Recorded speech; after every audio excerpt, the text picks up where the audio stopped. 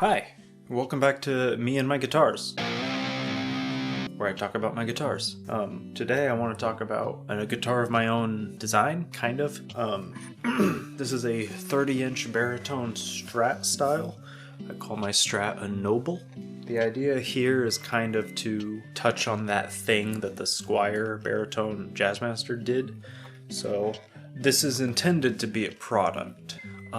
In my mind, I will be able to make these and sell them to you, and I think I could do it pretty quick if I simplify the options. I can't do full custom anything on this because it's essentially built like a parts caster. I am sourcing the body, I am sourcing this neck. This is a 30-inch baritone neck. I've used 3 or 4 of them now, and they've all been excellent. I can always get a good fret job out of them. They do need a fret job though. These are available on the internet if you look for them, right? So, I don't know, does that make me less of a luthier? I don't think so. I think, listen, all guitars are parts casters. You don't want to admit it. Y'all don't want to admit it, but every guitar is pretty much a parts caster. If you really think of it, the Jim Root Jazzmaster, that's a parts caster. That's definitely a parts caster, okay? We'll get into that some other time. Basically, the idea for my production of these, and I haven't worked out all the numbers yet, but the idea is that I'll source the body and the neck. I will re-carve them. I'll reroute the body to fit my design. These bodies do come with a chamber for the trem system, so I have to fill that. That's kind of a headache, but there's any number of totally fine ways to do that. I'm using laser cut patches that I stack up and laminate, and then I fill it all with a thick layer of glue, sand it all back, use filler to clean up the seams across the body so it looks good under paint, and that's kind of the thing. I think these have to be painted. If I can find a body without that, you know what, actually it would be kind of cool if I had this body and then I did like a totally contrasting patch, like a walnut or a mahogany patch into these soft maple bodies, and then just clear coat over that. That might be kind of a cool thing. If you've ever seen quilt work patches on tables, I think here's one. I think this is really sick. So right now I'm deciding this on camera. Right now, I just thought of this. Maybe I patch it with a figured piece of hardwood and then we do a clear coat, and then I can still do a trans tint finish. I could probably veneer these pretty easily. So maybe we can expand the options on this finish, but I do want it to be a body that I'm buying because I don't have the time or the space to be making a lot of bodies like this at once. And listen, I'm gonna be honest, I'm more expensive. A custom thing from me is way more expensive than a parts caster, and I want this to be like my budget line is kind of the idea. So this is a Noble 6 baritone. This one is kind of murdered out, aside from a little bit of gold on it. I kind of wanted to, I just wanted to see how far I can take the finishing on this. So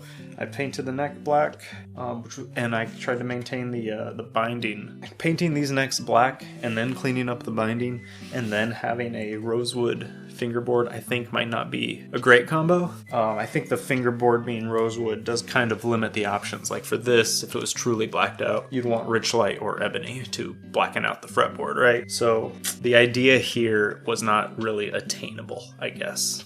So probably wouldn't recommend this. Now I can make the neck, but me making the neck adds an easy like $300 or $400 to the final cost. That's not even hard, right? Because making a neck is making a guitar. That is the most intensive part.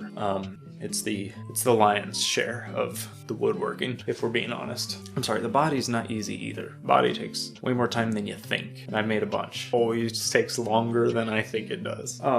I think this pickup is not the move. This is kind of an off-the-shelf pickup that I've had good luck with these before, but I think in a baritone, this pickup just doesn't have it. So I'm actually talking to someone right now about a solution to that. So my hope is to actually, if I'm gonna spend money anywhere, it's on getting a really good pickup for a baritone in this guitar standard. Because even if I've got cheaper parts, cheaper hardware, I think, because the first thing you're gonna change is not gonna be the bridge on a guitar. If you love everything about a guitar except for how it sounds, you're not gonna change the bridge first, you're going to change the pickups, right? So let's get a good pickup and we can talk about the hardware later. I'm really into Geiger, and I've had pretty good luck with a brand called Music Lily. That's kind of a very cheap budget brand you'll see on Amazon, but I've used their tuners on a bunch of my early 6 strings and I never had a problem with those. are some of my most stable guitars I think I've owned, period. I don't know what it was. Maybe there was a generation where the factory was really good and they're not any good now, but I don't think so. They still seem pretty good. So being a baritone guitar, I haven't decided if it needs locking tuners yet. I think locking tuners on a baritone might not be the move because the string is just so big, and locking tuners already have to remove so much material for the mechanism. So having that really big string on the locking tuner might not be super good for the tuner long term. So I'm not. That's a theory I have. I don't know for sure. I do got a guy with a baritone I made with locking tuners on it right now, so I should check in with him and see how it's going. So I'm comfortable putting regular non-locking tuners on these. I might do like a pre-order run. I don't know. I haven't decided how I want to handle this, but I do think I want to get these out to the people. I have to make the pickguard because I can't get a pickguard this dimension anywhere. I could get celluloid, like a big celluloid sheet, and cut that out, but I don't have a CNC router, so I'd have to set up a whole router table place to do that, to get the chamfers on the edges, and that would be a whole thing. Forget it. I'm making my pickguards out of wood. These are the plywood pickguards that I make that I love. If you're going to do something like this with a wooden pickguard, I actually recommend that you start with plywood. Don't make it out of hardwood, because when you get hardwood that thin to be your pickguard, it's gonna react to moisture wildly, and it'll lose its shape very quickly, I promise. So you need to start with a plywood and then veneer the plywood if you want it to look figured or whatever. So I actually do want to do that. I want to get some figured veneers. I have some, and do some pickguards with the veneer on the dark colored bodies. Maybe not in this line. That might be a little too extreme, but I don't know. This wiring that I did in here is sort of an idea I've been kicking around. The thought is that I'll have a master volume, because it's a one pickup guitar. Up in the neck position, that's a kill switch. So that mutes your guitar signal completely. Very useful when you're on stage to have an instant mute. And having it on a switch so you can visually see that you're muted instead of having the volume knob down and you won't be able to tell. Being able to just look down and know, I think, pretty valuable on stage. These are the things that gave me a headache when I was a stage performer. Middle position puts the tone knob into the circuit. So you can have a tone setting where you like it. You can have it all the way down to get kind of a neck pickup sound. And then down position is it takes the tone knob out of your circuit. I don't think I wired this correctly because it doesn't seem to do anything right now. I need to get in there and double check. You'd think I would have noticed that in testing before I put it in the guitar. It wasn't very smart of me. But if that did work, it would be cool. I'm gonna make it work. Maybe we'll do a video on how that goes. This is the second prototype of this guitar, this idea. Now, a funny story about this, I've been kicking this idea around in my head about 2.5 years ago.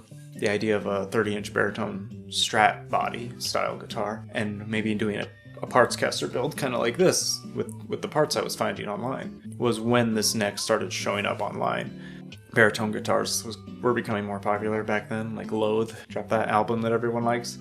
But as Loathe was making baritone guitars more popular, came up with this idea, and then about a month after I started thinking about this, I had been thinking about it on and off, another YouTuber, a gentleman by the name of Mark Guitars, which seems a little convenient to me, put out his video on a baritone Strat, and his was very cool. Got the really nice baritone neck, and he got the really nice pre-finished body, and he kind of routed his own pickguard, and I thought his was great. But he did touch on one of the problems, and that is that it really does move your bridge quite a bit when you have to have a scale length like this. Normally the bridge sits about right here on a Strat.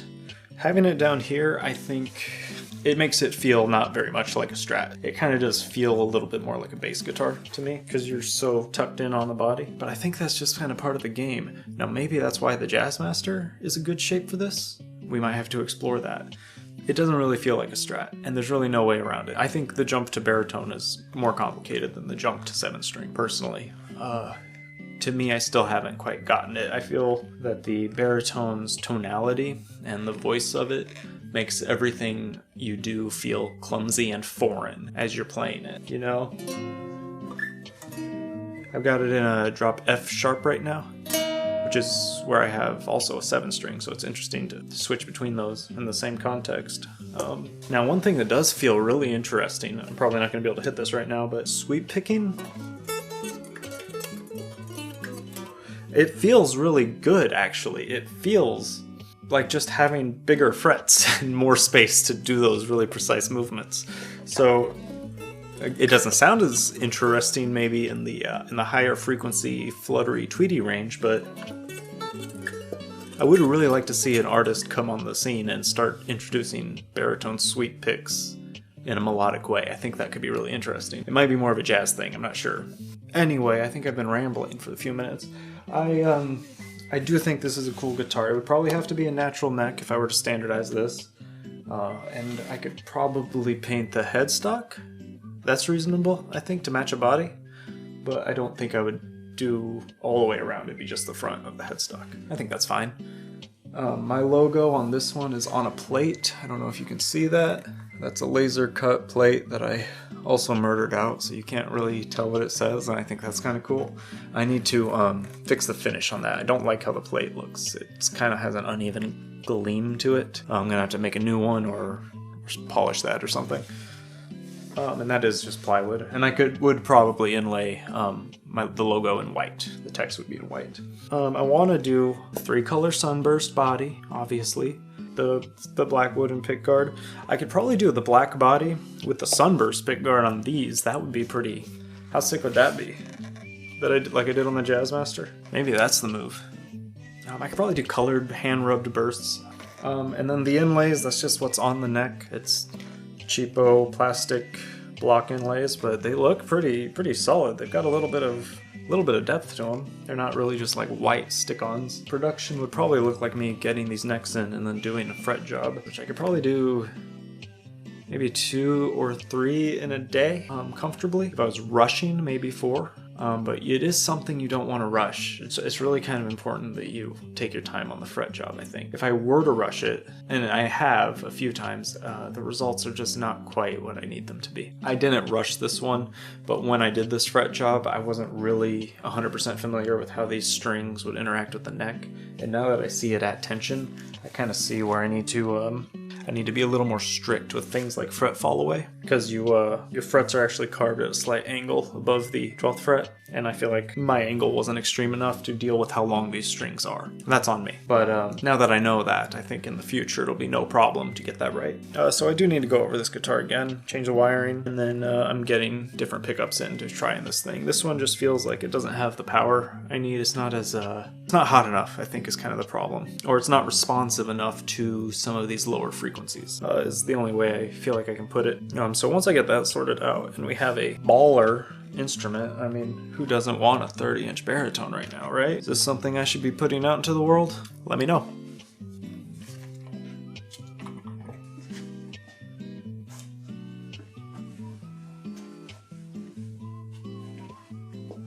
What?